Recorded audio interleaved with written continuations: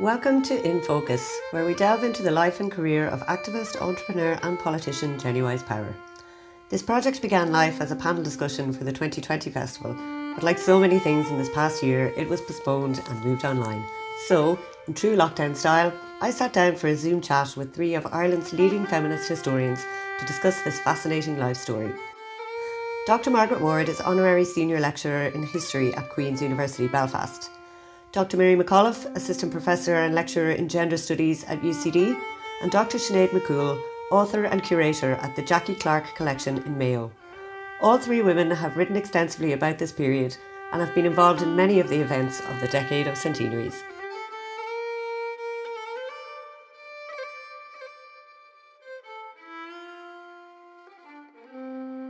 With so many of the women, the Civil War is a cause of great heartache for so many of them. Well, for so many people in Ireland, but particularly the women. And it caused a lot of soul searching, a lot of intense negotiation and debates. And in the end, Jennie does decide to support the pro-treaty side, mainly as she sees it as a stepping stone or a pathway. And I just wanted to quote from the speech she gave at the formation of Cumann na Saoirse. This is at the Cumann na mBan, or a meeting to consider the treaty. And she said, in the present crisis, it is right and proper that Irish women should publicly declare their allegiance to the Free State. It is also important that they should have an organisation to represent their interests. This is the meeting of Cumann na Saoirse. And she said an idea had gone abroad that all the women were against the treaty.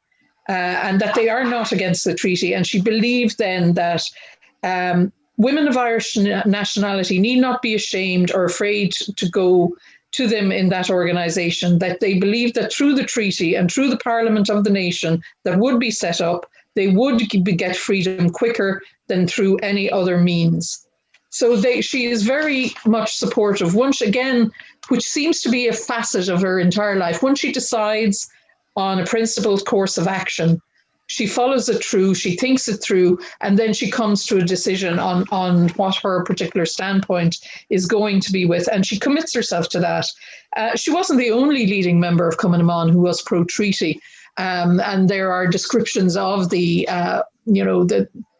I suppose it's hard to see it not as a very sad time for the Cumann na mBan organisation when they're voting on the treaty, and Jennie and the few others who are anti or were pro-treaty leave then Cumann na mBan, an organisation they had been in from the very beginning, that they committed their lives to in many ways, that they had seen build from a very small organisation to the heights of its campaigns during the War of Independence. And she's replaced as president by Countess Markievicz, her friend, although she managed to retain some of the friendships with the anti-treaty women. But she goes on then to form Cumann na Saoirse with her friends who were pro-treaty. And again, very much in the pattern of her life. Here she is in another organisation that is dedicated to the cause she has decided she's going to put her energies into.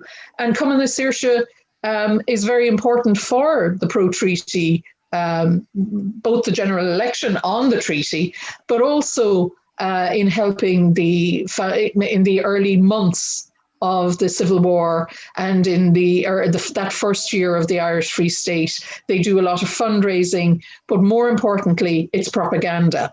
It's about propaganda, putting around pro-treaty propaganda, and they do that very effectively.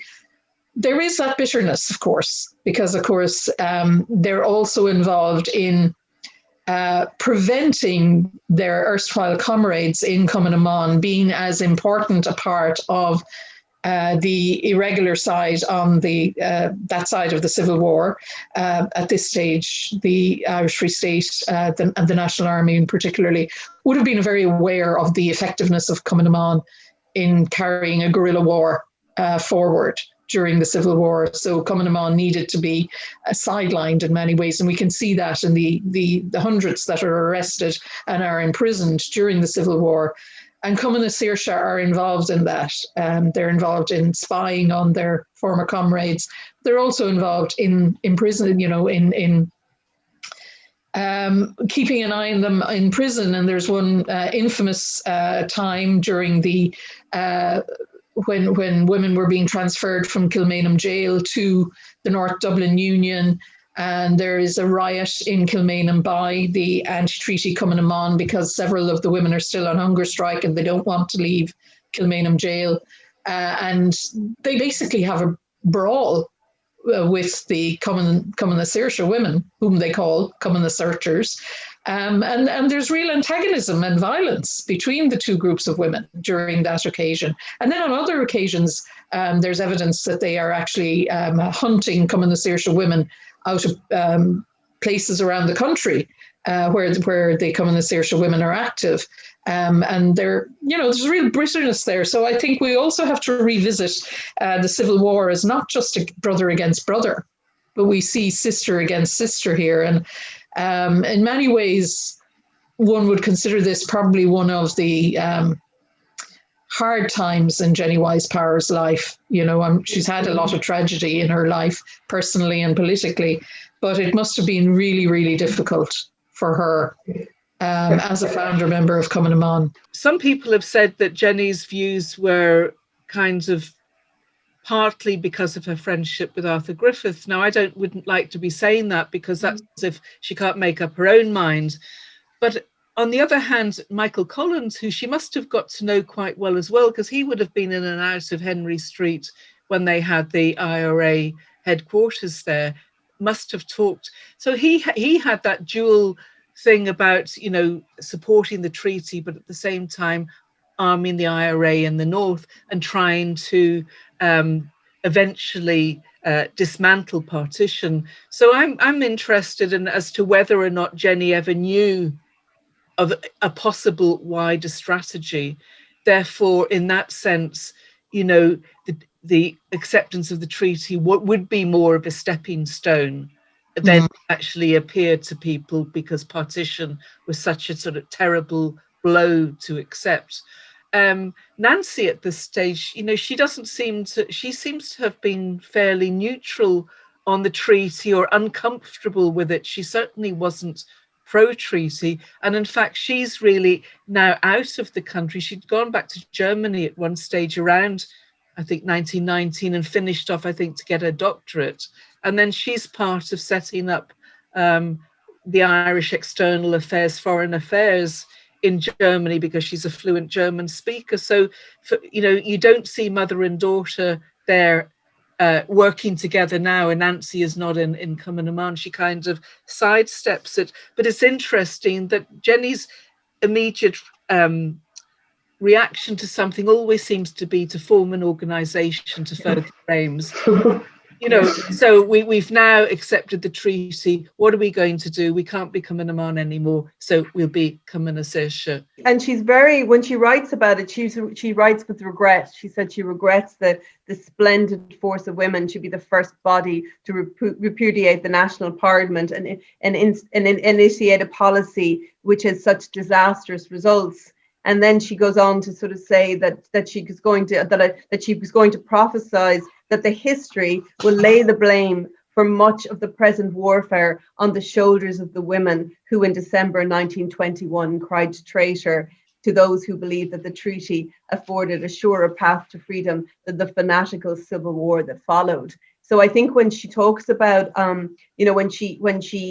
when we talk about her in terms of her sort of the rejection of the military, again, you come in here, the purely military organization, that it's become as she sees, a narrower organization. But I think, as we've described over and over again in this particular sort of talk, is that it was a rift between friends. I think with Nancy, she did actually take a job when she came back in the new Irish Free State within the structure of the civil service. One of the few women actually to get in at that particular point. So they did align themselves to this establishment of the Irish Free State, but not without, like so many others, feeling that it was far from what they had hoped for and worked for all those years.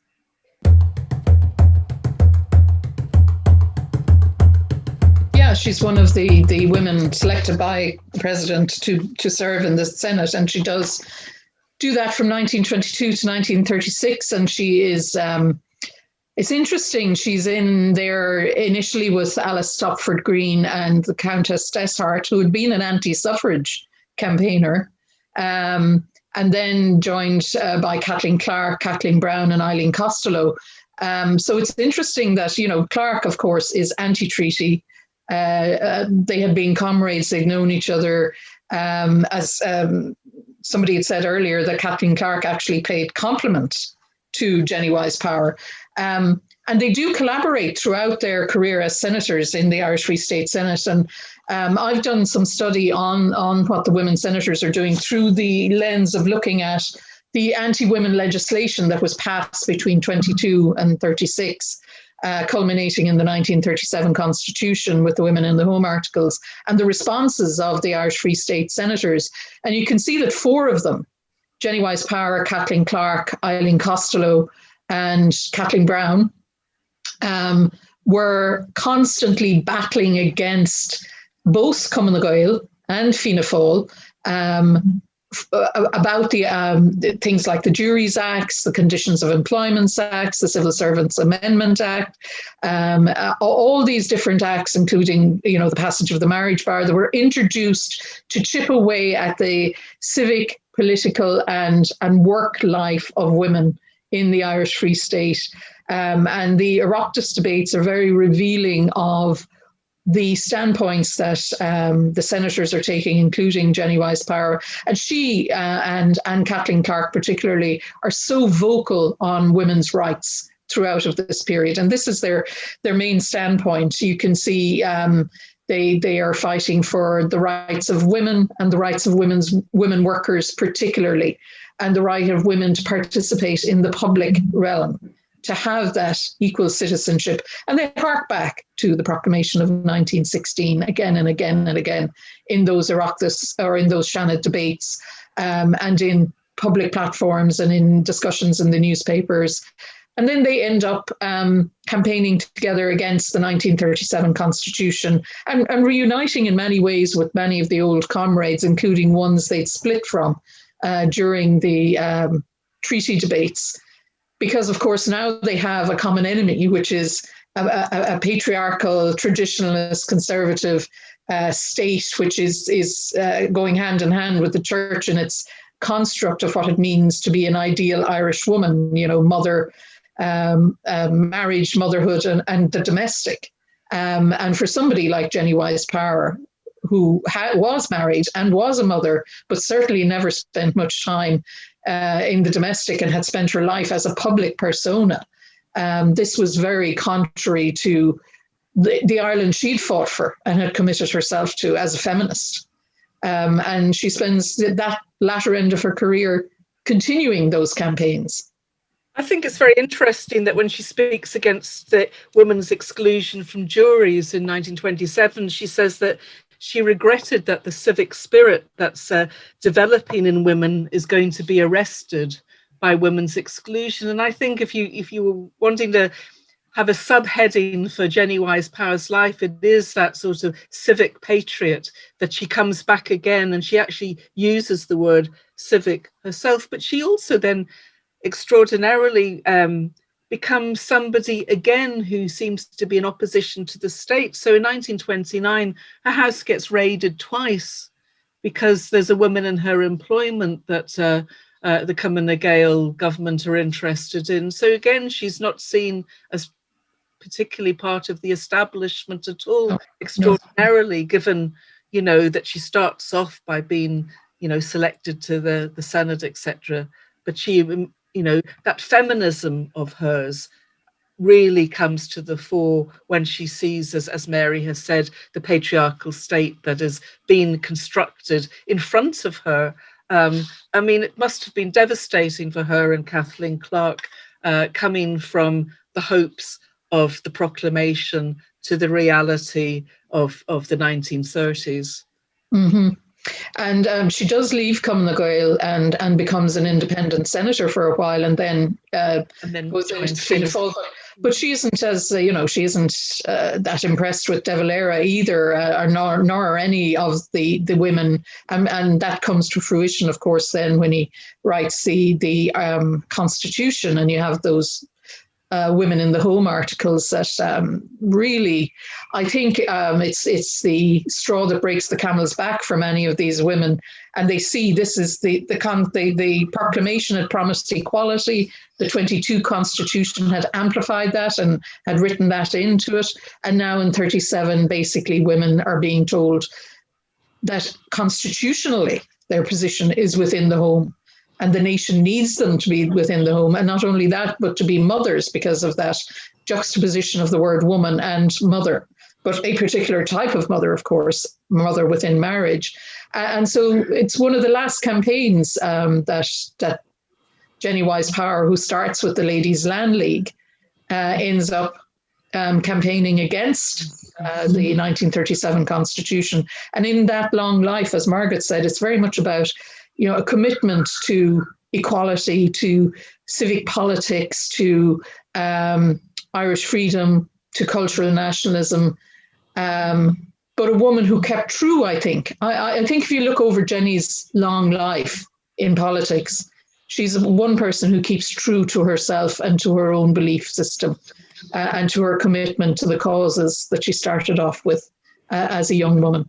I think that when we think about sort of a summing up of a life, it must have been very difficult at the end of her life, it's sort of, in her late 70s, to see what was almost like a lot of what she had worked for eroded in the Irish state, and her belief in how the Irish would rule themselves and we'd make a better a country for Irish people, to look after the poor and all of that, and all Irish industry and all those things that she believed in.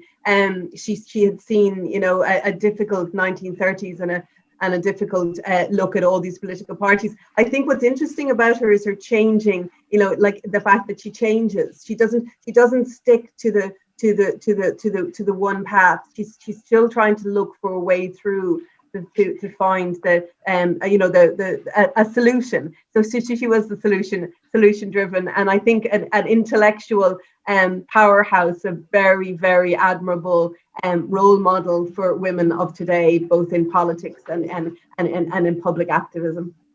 I think we're in a wonderful period of women's history. I think there's such an amount of interest and activity and related artwork and dramatization, and where the stories of women are sort of going into the realm, not only just in sort of the educational spheres. And so I think that if something came of this event, and that somebody was going to do something, a song, poetry, or dramatization, or something that sort of celebrates her, I think that would be timely, and I think that would be great, and I think that a lot of people could identify with her story, but maybe not the amounts of work that she did. When I listen to her story, I just feel like I feel so inadequate. I just feel like, what have I done? Oh my Lord, what a life, But I suppose as historians, we strive to write about the people that really do inspire us and lead us. As a feminist, as well as a historian, it's interesting to see a life of a woman committed to the free, fighting for the rights of women, but also understanding that here was a woman who continued right up towards the end, who understood that the backlash can come and that you have to continue to fight against that as well. So I think there's also lessons to be learned for feminist activism and those who are fighting for women's equality from understanding the lives of women like Jennie Wyse Power.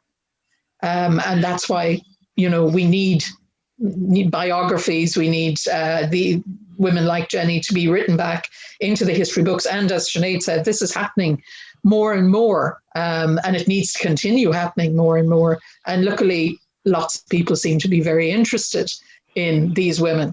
And it is continuing to happen as these archives open up, where Jennie's papers may be lost, but we can read her through other archives that are coming online and newer archives that are being digitized and made available and things like that. So, Yeah, I mean, a fantastic woman, fantastic story, and somebody we need to celebrate and commemorate. The decade of centenaries, in a sense, has been looking at suffrage. It's been looking at women's role, say, in the Easter Rising. We've had women in the War of Independence. We've got somebody whose political career, spans all of this, takes in all of these different movements. And we're finding out more, as Mary says, as the archives are opened up.